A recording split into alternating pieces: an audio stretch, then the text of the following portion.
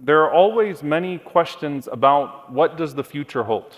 SubhanAllah, both in the political sense as well as in our individual lives, we can truly become paralyzed by alham, anxiety about what comes next. When we think about Gaza, what comes next? When we think about how this is all going to pan out, what comes next? On an individual level, if you start to play out the multiple possibilities, what comes next? And the more severe your circumstance, the more multiple the bad scenarios start to become. And so I remind you all, for example, about our brother Marwan. May Allah subhanahu wa ta'ala free him from captivity, and all of our brothers and sisters that are in detention. Can you imagine if it distresses us to hear multiple possibilities? It can go this way, it can go that way. Imagine being the subject of those possibilities. And no one has had to live with that uncertainty more than the people of Palestine, the people of Sudan. May Allah subhanahu wa ta'ala make it easy for the oppressed everywhere. Allahumma ameen. Because you're the subject of that uncertainty. The rest of us are theorizing, you're living it, right? But when it comes to the way that the global affairs of the ummah are set up and what is to come next, I actually wanted to go back to a very interesting question that was asked to me about 10 years ago. And I thought about it multiple times. And it's a question that wasn't just posed to me. It's a question that you'll see some people ask either from the place of trying to deny what is a part of our tradition or from a place of trying to fetishize it. And that is the question of a Dajjal, but not the question of Dajjal as in his existence, but if a Dajjal is so significant, why doesn't Allah subhanahu wa ta'ala talk about him in the Quran? It's one of the questions that some people will ask. And when this question was posed to me, I said, it's an interesting question. Let me think about it, because the Prophet ﷺ warned about him frequently. And he told us about how severe he would be. And we should seek refuge in Allah subhanahu wa ta'ala from his fitnah in every single salah. So clearly, وَمَا يَنْطِقُ عَنِ الْهَوَىٰ, I am not one who denies the sunnah, and miserable is the one who denies the sunnah. The Prophet ﷺ speaks from the same source as the Quran. But the wisdom, the ultimate wisdom only belongs to Allah subhanahu wa ta'ala. But subhanAllah, of the multiple fawa'id, the benefits, and there's a difference between saying why and one of the benefits of is this. Okay? Why puts a definitive on Allah subhanahu wa ta'ala's ruling and Allah azza wa jall's judgment.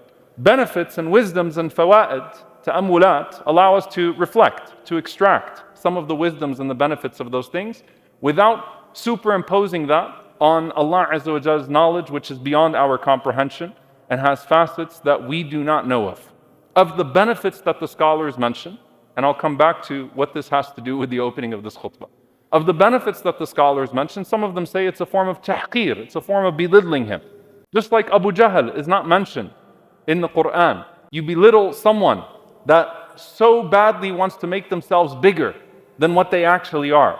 And so out of belittling them, it's like you're so irrelevant you don't even warrant a mention. And that is one form. And subhanAllah, truly, when it's all said and done, when the pages are dried of our days on this earth, he goes away. And he's irrelevant, completely irrelevant, has nothing to give, nothing to harm. It's one of the set of mufassirin, they explained it in this way. The second set of mufassirin, they said, of course, and again, these are people who believe in the Quran and the Sunnah. I have been given the Quran and something with it that is legislative. That there is no difference in terms of the legislation of the Quran and the Sunnah, but the Quran is al-ahd. This is so powerful. The Quran is the covenant. The Quran is al-ahd. It's the covenant between you and Allah subhanahu wa ta'ala. Some of you are still wondering, what does this have to do with the beginning of the khutbah? The Quran, in its nature, the ahd, focuses more on what you're supposed to be doing.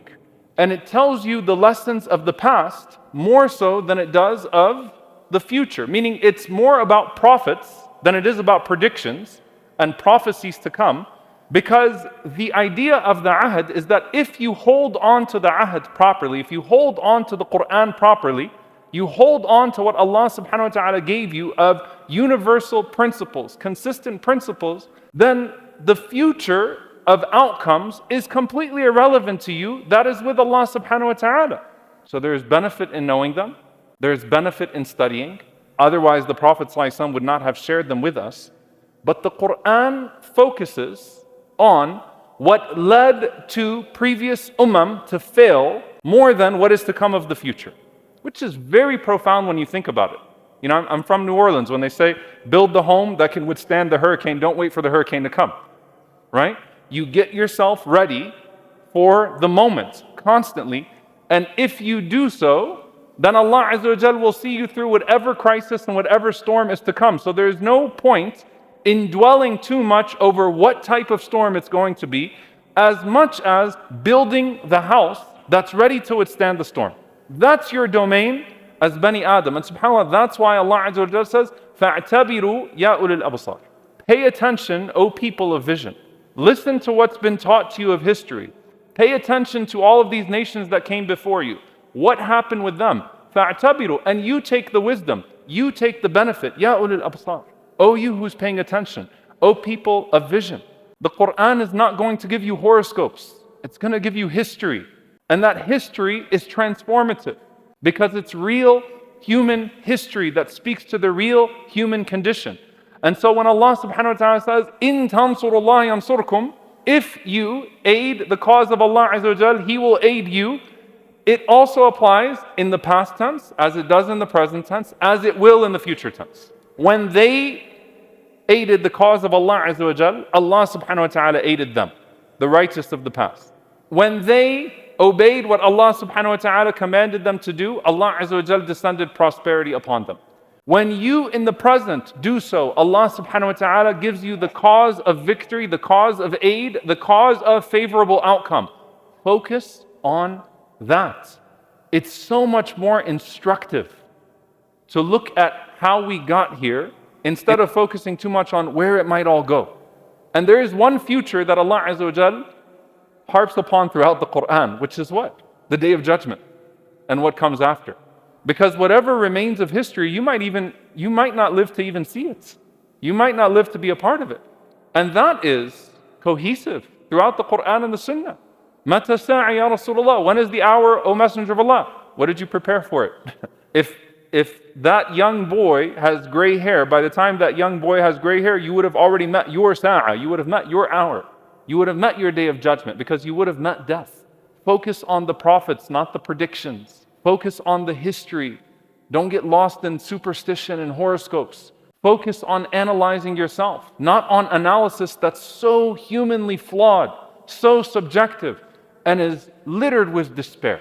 SubhanAllah, if you think about it, truly, if Allah Azza wa Jal leaves us to ourselves, in the individual sense or the ummah sense, we are doomed. We always are. Allah subhanahu wa ta'ala is the one who's controlling the outcomes. And so you can be overtaken by despair when you start to paralyze yourself with all of the trajectories. I don't know how it's going to shape up. I don't know where this is going to go. Not on a community level, not on an ummah level, not on an individual level. But I know if Allah Azza wa Jal told me to do what I have to do, that it's going to be favorable. It's going to be good for us. That's the beauty of the Quran as you're swimming through it, reading through its lessons. And subhanAllah, all of the signs of the Day of Judgment. Some of the ulama, like Hafidh ibn Kathir, rahimahullah, one of the earliest ones, started to categorize alamat as-sa'a, the signs of the Day of Judgment. You could take the signs of the Day of Judgment and you could weigh them next to Quranic directives. So for example, وَتَعَاوَنُوا عَلَى الْبِرِّ وَالتَّقْوَى وَلَا تَعَاوَنُوا عَلَى الْإِثْمِ وَالْعُدْوَانِ. Unite upon righteousness and piety. Do not unite upon sin and transgression. That covers a whole section of the signs of the Day of Judgment. Tribalism returning, jahiliyyah never really going away, people still clinging to false gods, false idols, false tribes. يا أيها الذين آمنوا إن جاءكم فاسق بنبأ فتبينوا أن تصيبوا قوما بجهالة فتصبحوا على ما فعلتم نادمين.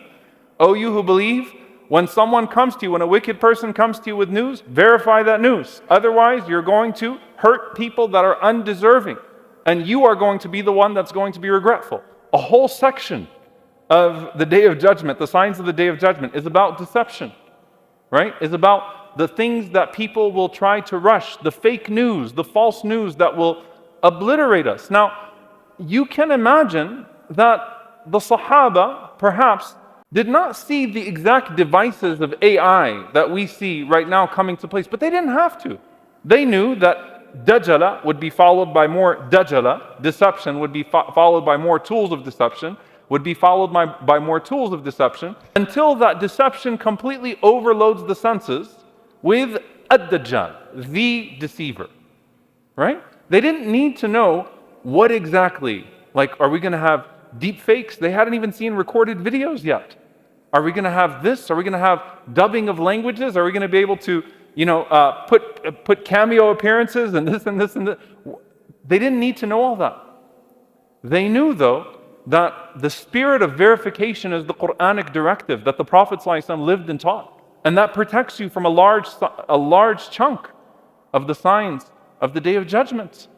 Right? وَاعْتَصِمُوا بِحَبْلِ اللَّهِ جَمِيعًا وَلَا تَفَرَّقُوا. Hold on to the rope of Allah, all of you together. Look at all the signs where the Prophet ﷺ talked about people disuniting, leaving the jama'ah, leaving the community, leaving the way of the Prophet ﷺ and the community of the Prophet ﷺ, and then taking swords against one another.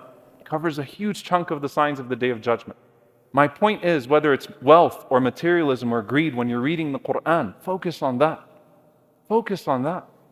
And you think about the proportionality of what the Quran talks about in terms of islah, in terms of rectifying us, and the proportionality that we have in our lives with obsessions over predictions. Obsessions over predictions. When is this going to happen? How is this going to happen? I wonder if this already happened.